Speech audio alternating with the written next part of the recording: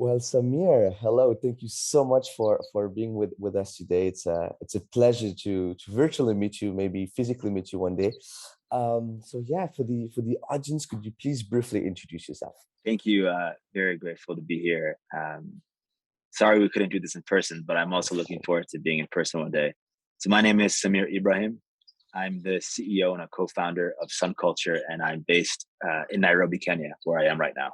That's fantastic. So please, for the audience, could you describe Sun Culture in just a few words? What is the mission and the purpose behind the company? So SunCulture is a climate tech company for emerging markets. We have a vision to build a world where people can take control of their environment in rewarding and sustainable ways. And we do that. So our mission is by developing and commercializing life-changing technology that solves the biggest daily challenges for the world's smallholder farmers. So From a, so I guess from a practical sense, we make, sell, and finance solar irrigation for smallholder farmers. That's that's wonderful. So let's talk about these challenges. According to you, what are the biggest challenges for these smallholder farmers, especially in developing countries? You often cite reliable access to water, irrigation, lighting, and mobile charging. Why are these challenges for them? And yeah, maybe you have a few examples that you can use to explain us the problem. You know, climate change affects people who are the least contributors to it, who happen to be smallholder farmers in emerging markets. Mhm. They make their money by either growing crops or keeping animals, and both of those require water. Yeah. Now, usually they wait for the rain, which is already unpredictable and unreliable. But climate change is making it more unpredictable and more unreliable, pushing them further into poverty. And then you take that and you combine it with the fact that if we look at Sub-Saharan Africa, for an example, Hmm. most smallholder farmers live off grid and in rural areas. So they don't have the necessary power to be able to sort of support themselves or become productive on their farm. So they wake up every day trying to figure out where do they get water, both to meet their domestic needs and to meet their agriculture needs. So the woman of the household usually spends about 4 hours a day physically moving water just to meet her basic needs, leaving smallholder farmers making up the largest percentage of people living in poverty. So it's a whole slew of issues that that just keep people down. Yeah, no, this is obviously a big one. So you mentioned access to water. What and you mentioned irrigation very briefly. What about lighting? What about mobile charging? What about access to electricity? Why is it so important for people living in remote rural areas and how does access to electricity affect their lives? Look at what we're doing right now, Of right? Our course, of ability to course, engage with the of world, course, our ability of to course. become productive, our ability to learn, our ability to, I mean, even from just an agriculture perspective, right? The Yeah, ability to figure out how do you move water to irrigate your farm. I mean, the yes. basic necessities upon which our lives are built are all essentially powered by electricity. And Absolutely. lacking electricity means lacking access to productivity and lacking access to information. So when you sort of look at the world's poor, Hmm. sort of look at the energy gap, but it's not energy or electricity for the just for the sake of having electricity. It's for what do Yeah, you use it for? So exactly. it's we really think about it from a productivity standpoint. Hmm. Lacking access to power means lacking access to productivity. And when you sort of lack access to the tools that enables you to become productive, you spend most of your time in physical energy just Hmm. trying to make ends meet. Right? Imagine taking a bucket of water, Pump which water weighs manually. 20 kgs, right? That's the big weight plate at the gym. And having to physically move it from a well to your farm just to get your little farm to grow enough food to barely keep sustainable. It's horrible. And you look Absolutely. at what's happened during the pandemic, right? In Kenya, 90% of smallholder farmers have reported losing money and resulting to a financial alternative like selling an asset. It's horrible. At the same time, nearly the same number of SunCulture customers have reported increasing their incomes, increasing their land under irrigation, improving their resilience to shocks, and improving their way of life. So we really look at this as providing people with access to tools that allow them to express themselves and to be free and to have a bit of dignity and protection, Hmm. right? The thing we hate the most is realizing that 2 billion people wake up every day having to figure out how to make ends meet. No money saved, no resources saved, just figuring out how to make ends meet for themselves and their families. And that's scary. And that's what we're trying to do, is remove what we call unnecessary suffering. Right. And by providing people with the tools to do that, we see that as sort of the most important thing you can do today. Absolutely. That is really inspiring. So now, um, what exactly SunCulture? What is SunCulture exactly doing to address these challenges? Concretely, what is your solution for smallholders farmers, and what products do you sell? So SunCulture, we make, we sell, we finance, and we service. So one-stop shop, Mhm. climate assets for smallholder farmers. And we need to start somewhere and take them on a journey. So we start with solar powered irrigation. So we allow them to use the sun to pump water to irrigate their farm and provide them with irrigation solutions that allows them to become very productive on their farm. So we help them move water. Then we upgrade them to more efficient irrigation methodologies like drip irrigation. And then we add on a battery, so where they can have lights and the mobile phone charging that you mentioned. And Mhm. then in the future, we can add on other productive appliances. So we take our customers through a journey we call going up the productivity ladder, and helping them become more productive, enabling them to become more resilient, and also reduce emissions. We need to figure out, Yeah. how do we feed the world while reducing greenhouse gas emissions? So our role in that is helping displace the dirty diesel and petrol pumps that farmers often use with solar Mhm. powered water pumps. So we help them grow more food while emitting less into the atmosphere from a greenhouse gas emissions perspective. That's fantastic. Now I have slightly tricky question for you. We have we often hear, skeptical opinions about solar energy. While obviously it's one of the most common renewable energy, a source of energy. It costs a lot to the planet to build solar energy facilities, solar panels. It pollutes a lot. What is your say on that? Um, how do you address this challenge, and what do you think of solar energy? What are the biggest downsides of solar energy, if there's any, from your perspective? Yeah, I don't have the numbers offhand on this. I know what you're talking about. Anytime we often manufacture things that are emissions, I believe if you look at the net emissions, we're still in the sort of in the green with solar. It's sort of, when we look at all of the types of renewable energy available for sort of folks who are um, most at risk from climate change, the ability to have localized energy, Hmm. that you can size down for a small farm, is really important. In 2012, we reached a point where we reached grid parity in many countries in Africa.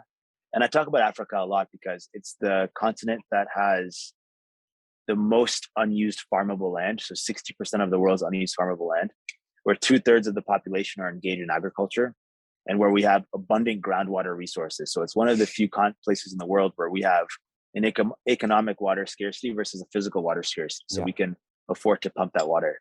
Um, and in Africa, we reached grid parity in a number of countries in 2012, which means that the cost of solar was cheaper than the grid. And that's important because it allows us to size down renewable energy systems to become localized. So local energy, where people can sort of have sovereignty from sort of national grids or from sort of larger facilities that may not be adapted to them. So all in all, from a practicality standpoint, solar makes a lot of sense. Solar Yeah. plus battery makes a lot of sense. From an energy standpoint, I don't have the numbers offhand. Very easy to find, but my guess is that the sort of the net emissions reductions by using solar is there, and that globally we are looking for ways to reduce manufacturing losses when it comes to greenhouse gas emissions. So I do know that that's something that will be worked on, but right now it's sort of, we need to go all in, and if we're sort of net negative on that, it's okay. We also need to look at, like, it's not just a one step question. So it's not just this one step of sort of what's being emitted from a Mhm. greenhouse gas perspective from manufacturing facilities, but is what does the solar enable, right? So each one of our solar irrigation systems displaces a diesel pump, which means that we are reducing 3 tons a year per each farmer that we have. So you sort of have to look at sort of what are the secondary and tertiary effects of having solar, not just from one perspective. And Absolutely. that I can sort of put my money on, that if we sort of lay that out, it's a very, very easy argument to make. So what is the alternative right now? Like people that are not using your technology, um, what do they do? How does it work exactly? Where does the energy come from? So they either use their muscles, so they Yeah, physically move water with their hands, yeah, or they buy dirty diesel and petrol pumps. So they're using dirty fuels and using that to pump water, which emit a lot of carbon dioxide. Um, so we look at our role as, how do we use financial services, so lending, hmm, and how do we use our carbon revenues to make the cost of solar irrigation cheaper than the alternative diesel or petrol pump, right? We need to yeah. make it um, you, It has to make you sense can't go to financially someone speaking. you Yeah, can't go to someone who's trying to make ends meet every single day and say this is better for the environment, yeah, right? We need to of figure out a course. financial solution for them, Of and one that makes financial sense. So we need to make sure that the cost that a farmer is incurring by buying the system is cheaper than the alternative. So they need to make more money than we're asking them to pay back for us on a monthly basis, and they need to make sure that the additional money that they're saving in itself is much higher than what it would be to pay for the fuel to pump their water. hmm, hmm. That makes a lot of sense. That makes a lot of sense. So now, can you please share a few stories of customers who Mm, benefit from your products and services? I think that that helps a lot to gain perspective and to, yeah, yeah, understand your impact. we went and visited a farmer, and we went during an installation, and I love going during installations because you sort of replace the old with the new. And so she was using one of the bucket pulley systems, and we went and replaced that. And often farmers like to leave the infrastructure around the pulley there. And I always wonder why. And they always say we want to remember what we used to do. So we installed the system, and they're going from physically, spending hours a day moving Yeah. water to just pressing a button and seeing water sort of get sprinkled on their farm. And there's two parts of this that are always amazing. The first part is watching their eyes light up every single time. It's the most magical thing. The second thing is always asking people, so like, what now? And this woman, she said some things that were interesting, and then one thing that just was hilarious to me. And this is the things that were interesting. She said, I want to expand my house, so when I have family coming, that I don't need them to sort of live in the one room with me. I want to make sure that I don't stress about my kids' school fees, etc. Hmm, hmm. Then we said, hey, what else are you excited about? She goes, I'm gonna get fat. And Wow. she was Wow. like, I'm not gonna have to do any work anymore. It was hilarious. I'd never heard anyone tell me that, but it was the best. And we had investors with us then too, and they were just like, what? So it was really, really funny. That makes sense. No, it's great. Thank you for sharing. Now, final question, and there's actually two more questions. The next one is about your impact. So you briefly mentioned it, Mm, but basically, what is your impact in numbers and also qualitative impacts? Because I think both are yeah. important to mention. Yeah, we just measure a lot of impact. Hmm. So we look at diesel and petrol displacement, so that then translates into greenhouse gas emissions. Yeah. We look at renewable energy installed. We look at water saved. So when people use fuel pumps, they often flood their farms, and using drip irrigation and using sprinkler irrigation are much more efficient than that. So we look at water saved. We look at food grown. So Africa is projected to spend $100 billion importing food by 2030. Yet Africa has all the resources to become the breadbasket of the world. So we look at food grown as well. Yeah. We look at money saved, and we look at money made a lot. Those are from the quantitative numbers. From the qualitative, we always measure confidence in farming, so confidence in your next season. We measure, did your quality of life improve? So we ask people that question as well.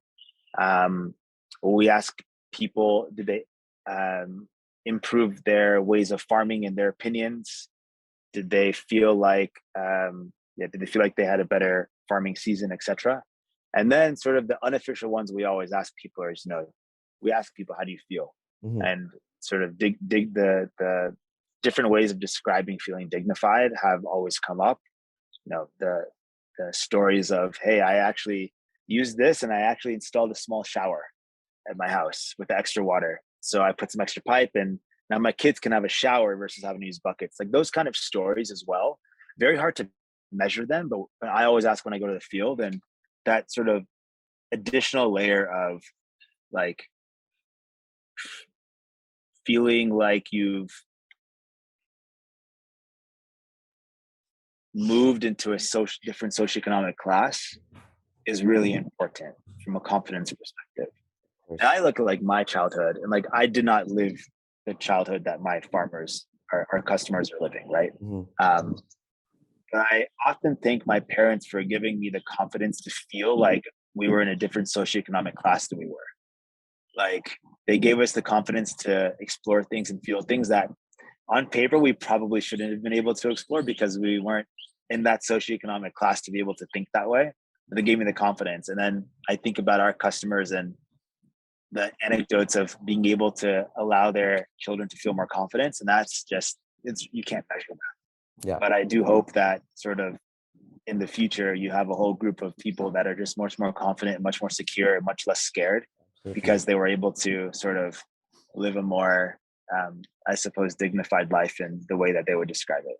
Absolutely. So that makes me really proud and happy. And I think that it goes back to the how do we remove as much unnecessary suffering as possible, while also rushing to this climate goals, right? The head of the International Intergovernmental Panel on Climate Change said that if we don't reduce our emissions by what the last IPCC report said we need to do, which is 45% by 2030, she said we won't secure a livable future.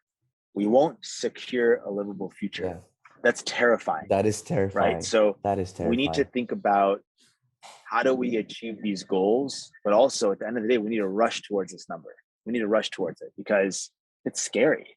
It's really scary. And we need to do everything at once. So that's why I'm really happy you're doing this, because I feel like the climate narrative right now is boring.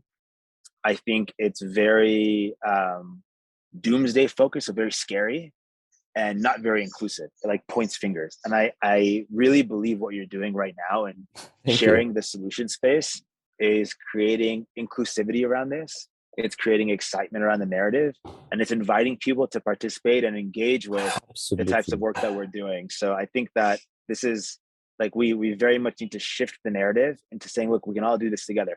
At the end of the day, we're going to need every big bank, every big fossil fuel emitting company, every big oil company, every big tech company. We need everyone involved, definitely, versus just pointing fingers, right? And absolutely. So that's why I really believe in what you're doing here. So I'm just very grateful to be part of it. Thank you, Samir, for your words. Yeah, just a follow-up question, because I really want to mention that. How many farmers are we talking about when we talk about SunCulture's impact?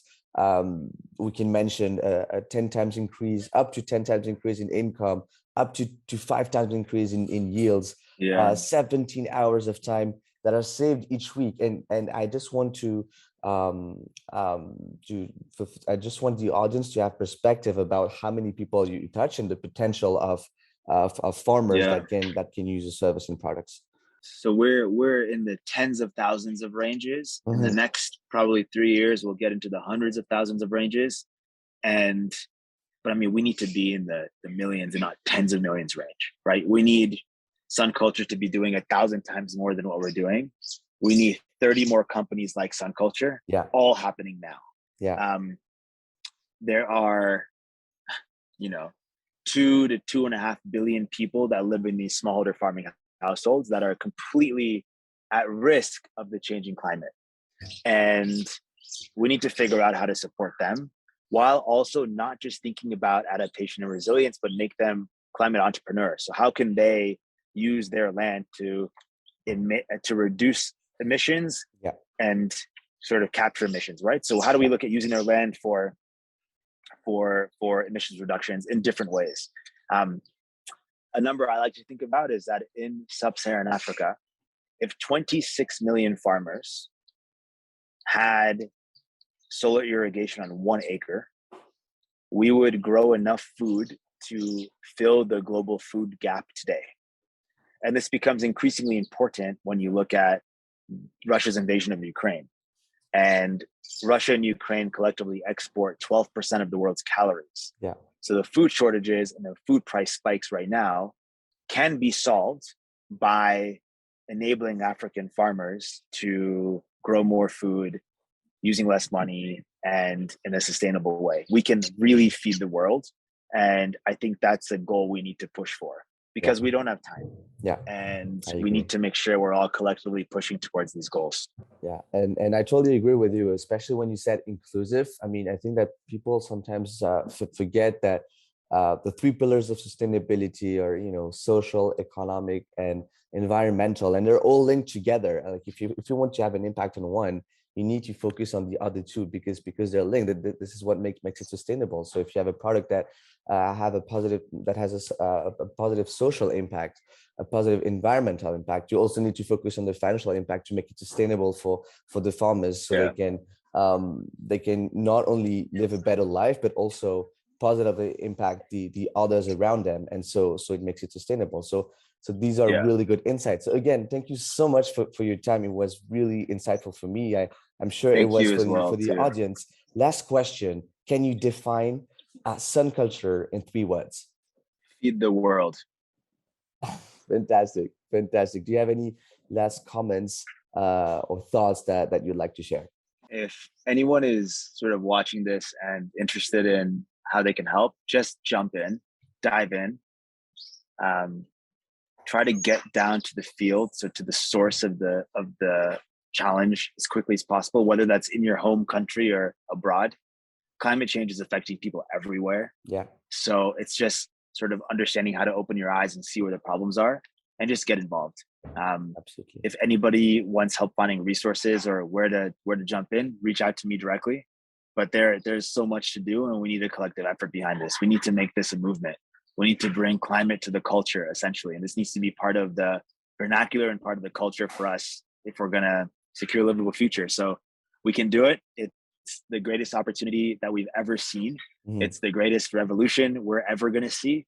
And it's an exciting time to be able to jump in and be involved. So let's get it done. Absolutely. I agree with that. Thank you, Samir. Thank you, Samir, so much. Really hope that I can see you in person one day, because a lot of great things, a lot of great conversation to have in the future as well. Thank you. I agree. Thank you.